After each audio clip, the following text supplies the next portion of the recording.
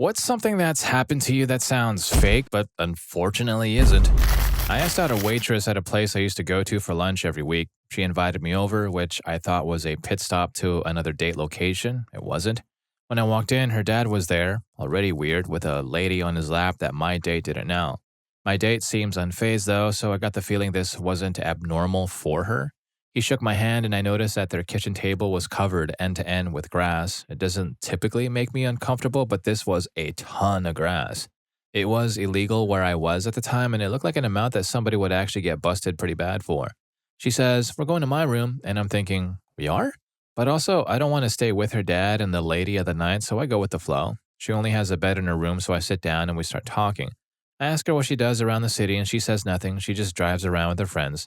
I'm trying to get some more from her, and we start talking about her friends, at which point she says, "All of my friends are either in prison, on probation, or serving their time."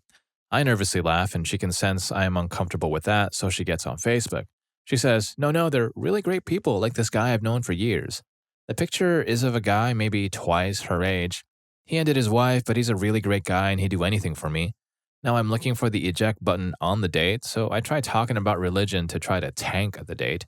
She says she's a witch and that it's super peaceful, but she had to leave her last group because they started devil worshipping. She attempts to show me her spell book, and I'm thinking, okay, I'll just fake a text at this point. I know, not super creative, but I wanted to get out of there. Before I can tell her, she says, "Wait here," and runs out of the room. When she comes back, she's only wearing an open kimono and a pair of garments. To give you some idea of where I thought the night was headed, I'm in khakis and a polo at this point and stay that way throughout. I truly have no idea why she thought this day was going well. After she comes in, she starts panther crawling toward me on the bed, and I'm scooting back away from her all the way until I hit the bed frame. Then I, very gracefully, declare, "Oh no, my brother's car broke down and he needs me." She tries to get me to stay, and I deflect with 2 or 3 consecutive excuses before she gives up on that. She's wrapped her arms around my waist at this point, so I scooch toward the edge of the bed and pry her arms off of me like a toddler before leaving. So yeah, that was my weirdest date. Yep, and I'm pretty sure the only thing missing from that date was an altar and a goat. Story 2. I lived in a small, quiet town, and my house was in a cul-de-sac, so all the neighbors knew each other, and we all got along well. One night when I was about 12 years old, I was babysitting my baby brothers, twins. It was bedtime, so we were laying in my mom's bed watching a movie to wind down. Suddenly, they both start whining that they want chocolate milk. I was super annoyed because I just wanted them to go to sleep so I could be off the clock, so to speak. Just as we walked through the doorway and out of the bedroom, I heard what sounded like firecrackers going off in the bedroom we just left. I peeked my head back in the doorway and heard a couple of more. It sounded like it was coming from the closet, which was about a foot away from me at this point. I called my mom and told her what happened and that I was scared. We didn't go back in the room until she got home. Once she was home, we discovered several holes through the bedroom, in the walls, in the closet door, and one in the corner of the TV, so we called the cops. They figured out that our neighbor had been doing some target practice in his garage and drinking, and his garage wall faced our house.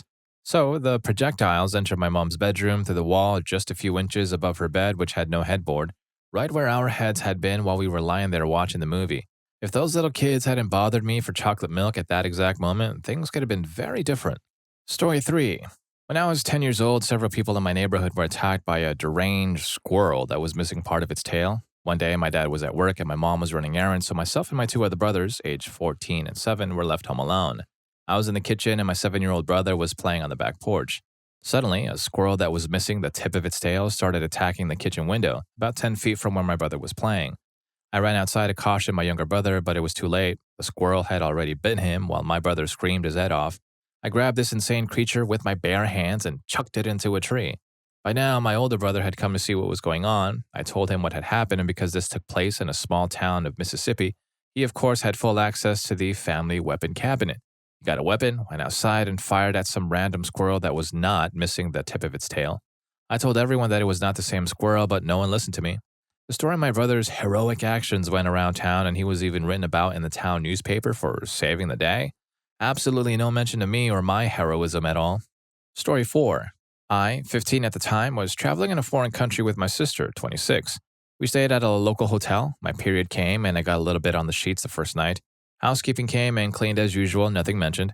A few days passed, and when we were checking out, they asked to see our passports again. I guess we thought they just needed to double-check their guest registry to update it. Once the passports were in his hand, the front desk person, male, got really angry with us and began yelling at us for making a mess in the hotel. At first, we had no idea what he was talking about because we are very tidy travelers. He just kept yelling that we made trouble for him. He then proceeded to ask housekeeping to bring out the evidence, and guess what? They proceeded to bring out the unwashed sheets. No idea where they had stored it. A nice young Australian couple witnessed the whole thing. The lady muttered, "It's just a few spots. Can't you just wash it?" He yelled at them to stay out of it, and they fell silent. He even asked who made the mess. My sister said she did. Story 5. Not me, but my uncle. He was in Jamaica when his wife, who was doing fitness classes, passed away due to a perforated bowel from a meal at the resort, and the authorities drove him to an ATM and told him he's going to be suspect number one if he doesn't pay them, and he'll never have his wife repatriated to the US. He complied and they took him back to the resort. Unbeknownst to him, T-Pain was also there and caught wind of the situation and worked magic with his connections to keep my uncle safe and bring my aunt home for a funeral, as well as providing his bodyguard protection to my uncle. To this day, almost 2 decades later, they will video chat on holidays like Easter to talk, and in my view, that man is a saint to our family. Anytime he's in town, they'll meet backstage before one of his concerts and they'll have a big hug.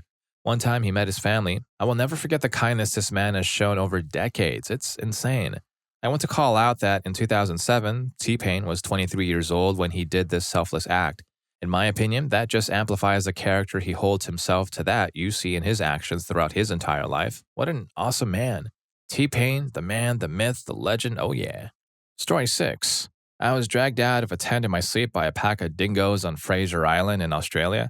I woke up to a weird feeling on my feet and saw that they were chewing on my toes through the sleeping bag. One of them was standing on my hips and stomach, staring at me in the face. Now, I'm not a fighter, but he went flying sideways, which spooked all the others, about 4 or 5 of them. And with a few kicks from my bagged up legs, they scuttled away. I went back into the tent to find my then GF still asleep and snoring away. The next morning, I went over to our tour guide fella, massive Aussie dude named Tony, and told him what happened, and he asked, "Did you see which one it was?" And funnily enough, I did. He had a yellow and blue tag in his ear. They're all tagged on the island.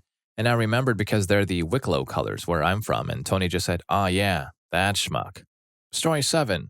Had routine stomach surgery in 2015. Thankfully ended up being a keyhole, so minimal scarring and drama and the view that I'd be home in 1 to 2 days max. 2 days later, still in hospital. I wasn't well. Tachycardia, temperature, swelling, etc. But got up that morning, had a shower, got dressed as the nurses said it was normal after some surgery to be a little off. Mom had tried telling them, she's a RN and midwife, that she thought maybe I might have an infection. She was accused of being neurotic. Later that day, I started to drift in and out of consciousness while they eventually did an emergency T-scan. Turns out the surgeon had nickeled my bowel. Parents were told to say goodbye to me as staff physically ran me through the hospital in my bed and straight back into theater. I'm talking medical drama style. Nurse had held my hand and ran next to the bed, telling me she'd better see me at the other side. Ended up with an 8-inch scar, a 3-liter washout, 40 staples, a drain, and 2.5 weeks in hospital whilst I fought against septic shock. Told me that as I already had PCOS and now I have huge internal scarring, that the predicted infertility was pretty much a 99% certainty now, and if by some miracle I fell pregnant, I'd lose the baby and be unable to carry to term. Aside from some scarring on my bowel, which can be painful occasionally, and the scar down my stomach, I'm tip-top now. And I conceived twin girls naturally 4 years later, survived sepsis, had children, and now happier than ever. Story 8. Bill Cosby threatened to feed me to a tiger. When I was around 7, 8 years old, my parents took me and my brother to see a show at the Las Vegas Hilton. Being tight with the maitre d' at the hotel, we had front row seats. The co-headliners for this show were Doug Henning, the It's Magic hippie illusionist, and Bill Cosby, with whom I'm sure you're familiar, but for this story you must recall his lengthy tenure as the TV spokesman for Jell-O pudding. Also, dinner was served. That's important to the story. During the opening act, which I fail to recall, I ordered a steak and a Coke. I had just started eating when Doug Henning took the stage. His act was fantastic, what with the disappearing and reappearing and levitation and all of that. Halfway through his act, he called for a volunteer. Being front and center, my brother, 3 years my senior, caught Doug's attention and was called onto the stage. Doug, I call him Doug, that's just the kind of guy he was, proceeded to teach my brother the linking rings illusion. My brother, as his wont, failed miserably. He left the stage with a rose from Doug to give to our mom. A bit later, Doug concluded his act with a spectacular illusion in which he entered a cage on an elaborate mousetrap-like structure and was magically transformed into a tiger, only to reveal himself seconds later at the back of the theater. Bounding back onto the stage, Doug solicited from the audience a round of applause for the tiger, who he introduced as Snowball. Doug took a bow himself, thanked the audience, and walked off the stage. The curtains fell, the intermission act, jugglers on unicycles came out, and I resumed eating my steak. When the jugglers finished their act, the lights dimmed and a stagehand brought out a chair and sat it in the center of the stage, in front of the still drawn curtains. After a brief introduction, Bill Cosby walked to the chair and sat down, microphone in hand. Many of his jokes and stories would likely be familiar to you now, having ended up on his most popular album, Bill Cosby himself, and some even being recycled for The Cosby Show. A trip to the dentist, a mother wielding a yardstick like a samurai sword, Bill and Russell frightening their morbidly obese playmate Fat Albert. Funny stuff. I had to stop eating my steak or I would have choked from the laughter. As his set was coming to a close, Bill called for a volunteer from the audience. Being front and center, I get Bill's attention as easily as my brother got Doug's. I climb the stairs onto the stage and approach Bill, who greets me with a warm smile and puts an arm around my shoulders. Seriously, the dad vibe from this guy was almost palpable. He asks my name and he replies, "Nice to meet you, I'm Bill." This being a dinner show, Bill has an easy line of questioning available. He asks me about my meal. "What did you have for dinner?" "Steak," I replied, because that's what I had. "What did you have to drink?" "Coke," I replied, because that's what I had. "What did you have for dessert?" "Nothing," I replied, because that's what I had. He paused, just a beat, turned to the audience and grinned, then turned back to me. He leaned in, conspiratorially, and whispered to me in the microphone, "You're supposed to say Jell-O pudding." Big laugh from the audience. Now remember, he stage whispered, "You're supposed to say Jell-O pudding." He tried again. "What did you have for dinner?" "Steak," I replied, because that's what I had. "What did you have to drink?" "Coke," I replied, because that's what I had. "What did you have for dessert?" "Nothing," I replied, because that's what I had. Huge laugh from the audience, mock frustration from Bill. One more, into the breach. "What did you have for dinner?" "Steak," I replied, because that's what I had. "What did you have to drink?" "Coke," I replied, because that's what I had. "What did you have for dessert?" "Nothing," I replied, because, well, that's what I had. Enormous laugh from the audience, Daffy Duck level mock frustration from Bill. In a comical huff, Bill bolts from his chair, lays a firm grip on my shoulder, and pulls me and the microphone behind the stage curtains. The structure from Doug Henning's closing illusion was still there, lurking in the shadows of the now quiet stage. Bill whistled. "Snowball," he called. "Come here, Snowball, I got dinner for you." He waited just a beat before ushering me back to the safe side of the curtains. He took a seat, maintaining his grip on my shoulder. "You know what to say," Bill chided. "What did you have for dinner?" "Steak," I replied, because that's what I had. "What did you have to drink?" "Coke," I replied, because that's what I had. "What did you have for dessert?" And I paused. I was a good little boy. I didn't lie, not ever, well, mostly never. I was a Cub Scout, to boot. Cub Scouts don't ever lie. "But there's a tiger back there, a tiger."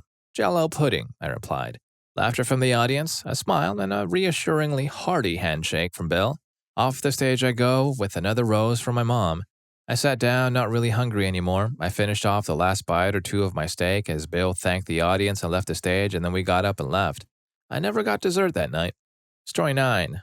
When I was 3 or 5, my mom married my little brother's dad. She was working basically all the time and also trying to balance out school. After she had my little brother, his dad started getting hostile towards me. For context, I was living with my mom, twin sister, little brother, stepsister, and stepfather. Now he's an ex-stepfather. His daughter was awesome. His son was a completely different story. So, my ex-stepfather mistreated me just about every day for 2 years. I didn't know what to think about it because I was so young. He left me in the woods, but he was smart enough to hurt me where the marks wouldn't be seen by my mom. He always screamed at me. He scared me. Every time his kids did something wrong, he blamed me for it. I hate him, and every time I go down to my bio dad's house, I'm scared I'll see him again. I'm scared he will try to do it again. I'm 16 now, and I'm still trying to get over it. I'm hurting. I wish I could go back and change it. I had my childhood stripped away from me because my mom had bad taste in men, and that's unforgivable. She doesn't believe the scars he left. She negates what I say and feel just so that she can feel better about herself. I have panic attacks whenever I smell a certain type of drink now, and I have panic attacks whenever I smell grass. I'm claustrophobic too, and I hate being alone in the dark. I've been going to therapy for a few weeks now. The only reason for that being I have PNES, PTSD-related non-epileptic seizures. Basically, if I have a panic attack, it could cause a seizure.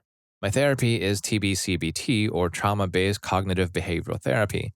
The only reason my mother is allowing me to do this is because A, I almost passed away because of a seizure caused by my current stepfather, and B, so that I could stop angering her off by not wanting to be around her. Both my mother and current stepdad are cruel. I can't do anything about it. As a 16-year-old, I can't legally move out unless I get emancipated in the state of PA. Story 10. My grandfather has been married to 3 women in my lifetime. My dad's mom, to whom he was married when I was born and divorced when I was a year old so he could get with number 2. My step-grandmother, who he married immediately after the divorce from number 1 and who I've considered one of my grandmothers my whole life. He divorced her when she was diagnosed with schizophrenia around the time I was in my early 20s. His current wife, who he married when I was in my early 20s and who I have never met and have zero plans to.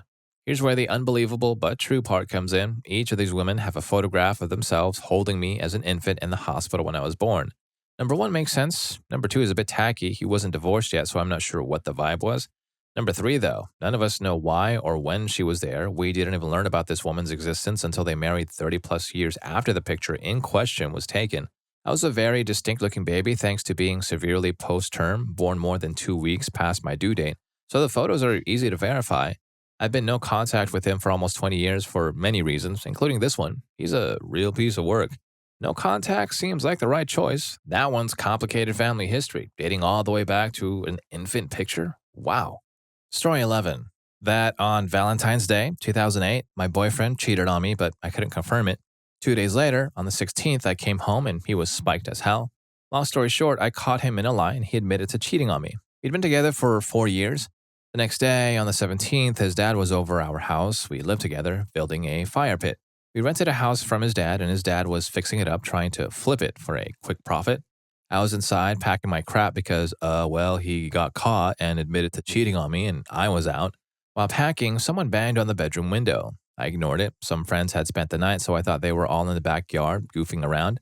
A few minutes later, another knock and then pounding. I walked through the house to the back door to tell them to stop banging on the door. And I see my boyfriend / soon-to-be ex-boyfriend on the phone, pacing, screaming, "Dad." I look at his dad, and he laid out on the floor, snoring and unconscious, and the people who had stayed over are just standing there in shock.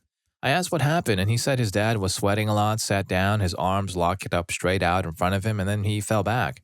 I monitored him closely, waiting for the ambulance. I ended up doing CPR on him for over 10 minutes, which was literally exhausting. It was working for a while, but then before the ambulance got there, he exhaled into my mouth, and I just remember tasting cigarettes, and then he went really limp.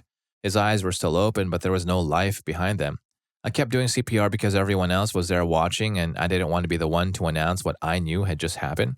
The ambulance finally arrived. They did the shock paddles on him several times. Nothing. He was pronounced DOA at the hospital, and I did not leave my ex that day. Stayed 3 more years. Wish I hadn't. But how do you dump someone the day their dad has a heart attack and passes away right in front of them? And if you're enjoying the video, don't forget to hit that subscribe and like button for more videos just like this. Story 12. I was riding my bike around my apartment building as a kid, ran into some oppressor from school. Now, as a kid, I had a problem with shutting up. I had no idea how, so I angered them off. So I was riding my bike as fast as possible to get away from them. They were also on bikes. When I got something on the ground and went flying. A few things to note. I was a tiny little girl, like 70 pounds, tops. I was poor, so my bike was used, a bit rusty, and most importantly, missing handlebar grips. The combination of speed, my weight, and whatever I hit launched me more up than forward. So I hit something, the bike fell on its side, and then I fell on the bike. Felt like it knocked the wind out of me, and I knew it had to be bad because one of the oppressors pedaled away as fast as possible. The other one helped me home and said that this doesn't make us friends on the way. Left our bikes where they were. I didn't care. My midsection hurt where I landed. Got home, and my mom turned to greet me and practically screamed.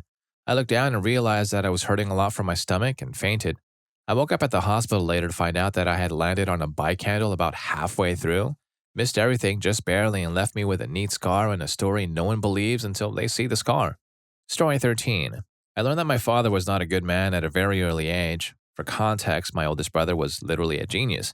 He graduated high school before he turned 13. He got his bachelor's degree before getting his driver's license, and his 18th birthday was spent doing paperwork for a graduate program. My father was so proud of him at every step with every accomplishment, and he expected similar greatness from the rest of his kids. My childhood was spent with him forcing wildly complicated things onto me so I could discover my genius. Everything from technical manuals and medical textbooks to musical instruments and giant books like War and Peace were things I was made to try and get through. I did great for a little kid, but not for a genius. I managed. My sister wasn't so lucky. She struggled a lot with what she was given, but most 3-year-olds would since it's rare for a 3-year-old to be able to do math, let alone count to 10, but that was what my father expected. He ended up losing his mind because she forgot what was after the letter E. I tried to speak up and he screamed at me to let her do it on her own. He got so angry, screaming the alphabet at her. Each strike was accompanied by another letter, and I was frozen in fear. He stopped when my mother started coming downstairs, but when she took both of us out of the room, she knew what was being done. I still remember the look on her face. I wish with every fiber of my being it was a lie. I wish my sister could live a normal life. I wish I wasn't compelled to think about this every time I see a father and daughter together out in the world. I wish it wasn't true, but it is. Story 14.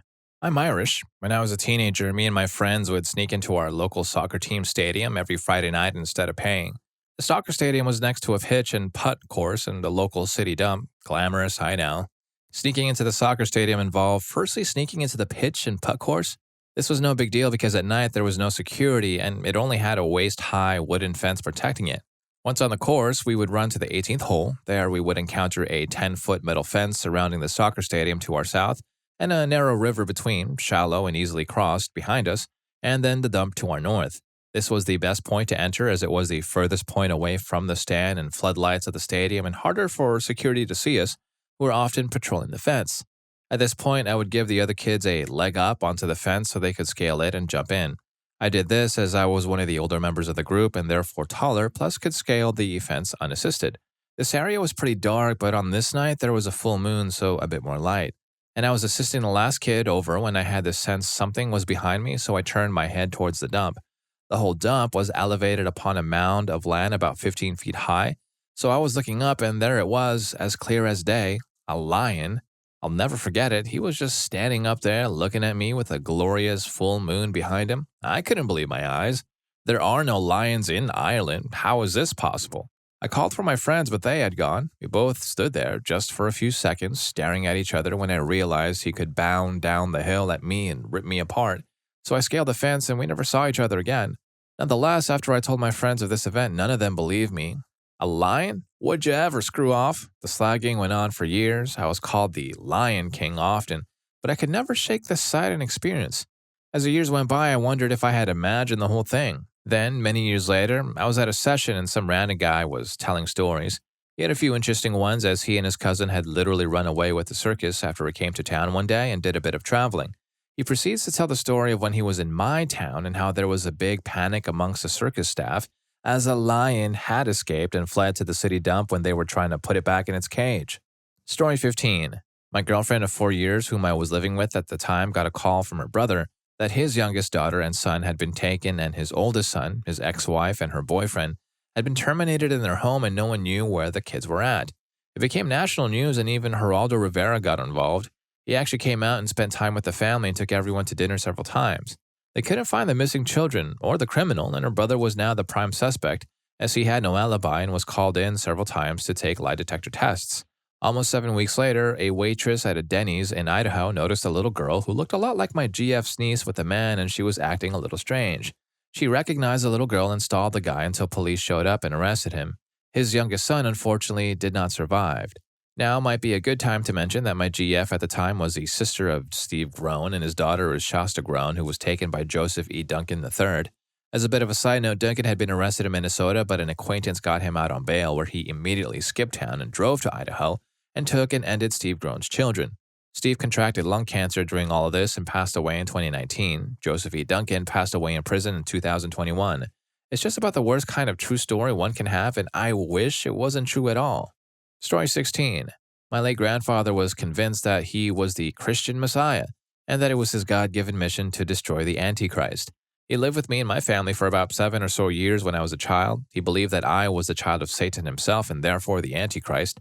Almost every single day, he would hurt me, tell me how much God and the whole world hates me, tell me all about the prophecy and his mission to destroy me, how much I deserve to not live or rot in hell. When I was around 9 years old, he tried to harm me in my sleep. I don't know how I survived or why he didn't finish. My memory has mostly blocked it out, but I think that was when he really decided to play the long game. I was forcefully deprived of food, sleep, and basic hygiene. I would go months without showering. My body was so deprived of its necessities that I could barely function on its own. I could barely think straight and would spend most of the day in a daze. I would get severely sick for sometimes months at a time. My immune system was so useless that I could have the flu, bronchitis, pneumonia with hardly any fever at all. The rest of my family knew about this and did almost nothing about it, allowed me to eat every now and then, took me to the family clinic for meds and steroids every few months, the bare minimum just to keep me barely alive. I had fully accepted that I wasn't going to make it. I knew I didn't have long to live. I was miserable, going closer to the end every day, and it was only a matter of time before my grandfather would receive the order to try and finish me off again. Then, when I was 13, he got kicked out after calling the cops on my stepdad, accusing him of stealing a pair of jeans. An officer came to our house. She was an old coworker of my mom. The whole ordeal wounded her pride and made her fearful that the family's secrets would be exposed and that she would face the repercussions of doing nothing to stop him and even taking part in his cruelty. So she kicked him out. Story 17. When I was 17 years old, my dad had cancer in his hip that had spread from his throat and was getting radiation treatment from Sloan Kettering in New York City. We live in Georgia, so the radiation treatment required my mom and dad to fly to New York every single Tuesday and fly back home on Thursdays, basically my entire junior year of high school. While I was home alone one week, a man broke into our house and knocked over a bookshelf in the basement that woke me up. I grabbed my baseball bat that I would sleep with and slowly and quietly made my way down to the basement. As soon as I got into the basement and turned the light on, I saw the man holding our TV. He immediately dropped it and came running at me, and I took one swing. However, he ducked, but the bat ended up hitting him and he fell straight to the floor unconscious. Thinking he was the only man who broke in, I ran all the way back up to my room to get my phone and call the cops. By the time I got back down the stairs, the man was gone. After hanging up with the police, I looked at our security cameras on my phone and found a different man running away while carrying the man that I had hit in his arms. The police arrived and I showed them the security footage, and then they eventually left. My parents decided to come home immediately the next day because of the break-in, but my dad was also feeling way worse than normal, so the doctor decided to not do the radiation that week. That same day that my parents got back home, my mom ended up having a call an ambulance for my dad. We ended up finding out that the doctor had accidentally hit his stomach with the radiation from one of his recent treatments. About 2 days later, while still in the hospital, I got up to find the cafeteria, and as I glanced into an open room walking down the hallway, I saw the man that I had hit with the baseball bat sitting in a hospital bed. I walked back and forth nonchalantly to really make sure it was him. I went and told my parents, and they told the nurses, and the police showed up and decided to give him one more day under medical care before they ended up arresting him. Story 18. Last year in August, my 99-year-old grandmother fell and broke her leg. She went to the hospital and shortly after to a nursing home to rehab. While there was an outbreak. She ended up passing on to my mother and my aunt in late October. Around the same time, my brother was having stomach issues and ended up in the ER and then the hospital for a few days for liver issues. He was close to needing a full transplant, but luckily ended up okay. At the same time, my mother's illness landed her in the hospital due to some absolutely terrible headaches she was having. The doctors quickly determined she had fluid around her brain and kept her there for a few days to run tests. The day my mom left the hospital, November 3rd, my grandma passed away only about 20 minutes before my mom arrived at her house to say goodbye. 1 week later, some results came back from my mom's testing showing that she had stage 4 brain cancer. Further testing showed she had cancer in her lung, liver, and lymph nodes. Her brother, my uncle, had Lewy body dementia at the time, and he passed away just days after her first chemo treatment on December 23rd. The stress of all this unfortunately got to my other uncle, their brother, who had a heart attack and passed away on January 10th. Just before he passed away, my mom ended up in the hospital due to some clotting in her legs. She spent nearly 3 weeks there, slowly losing her ability to think, understand, and communicate before passing away on January 22nd, 2023. When I tell people this story, I always have to preface it saying if it happened in a movie, I'd say it was too unrealistic, because even though it happened to me, it still seems like it's too wild to be real. Almost the entire family was wiped away in the span of 2.5 months. Story 19. Keen foodies, partner and I used to be foragers for wild foods in our rural location. We used to find and eat wild mushrooms. My partner was supposed to be checking that they were safe on a special app on his phone. Anywho, you know how it is. We ate these poisonous mushrooms that there is no medical antitoxin for, and not even a test for the toxin. The doctors are just bystanders where it comes to the actual poison. 1 mushroom cap is enough to end an adult. We ate 6 between the 2 of us. I sicked it up but was semi-conscious for about 3 days, left the hospital in a week. My partner had a bit of a wild ride. In the ICU for a week, he was prepared for dialysis when his kidneys were going to fail. Apparently there was no if. They were ready to shock his heart when, not if, it failed. Initially, they were preparing to send him by helicopter to another hospital where he was going to get a liver transplant if one was available because his liver was going to fail. Sadly, it turned out he wasn't a candidate for a new liver. The helicopter was stood down, so his condition was on a collision course for incompatibility with life. His kidney enzyme, honestly, don't ask me to explain or understand, had reached quite a level. It's supposed to be below 40. Mine reached about 100, understandable as I'd poisoned my liver. A lot of people start to suffer if their liver reaches thousands. My partner's liver reached 18,000. He was in a spiral and there really wasn't any hope whatsoever. Well, here we are back home now, somewhat battered, as my partner was being discharged. A few of the doctors came and visited him. One of them said that the toxin was supposed to fix onto the liver cells in such a way that it cannot be flushed out. Yet here he was, alive and going home. It was impossible. Others laughed and rolled their eyes at what happened with those pesky liver enzymes tested at 140 when he was discharged. They put it down to, you just really, really never can tell.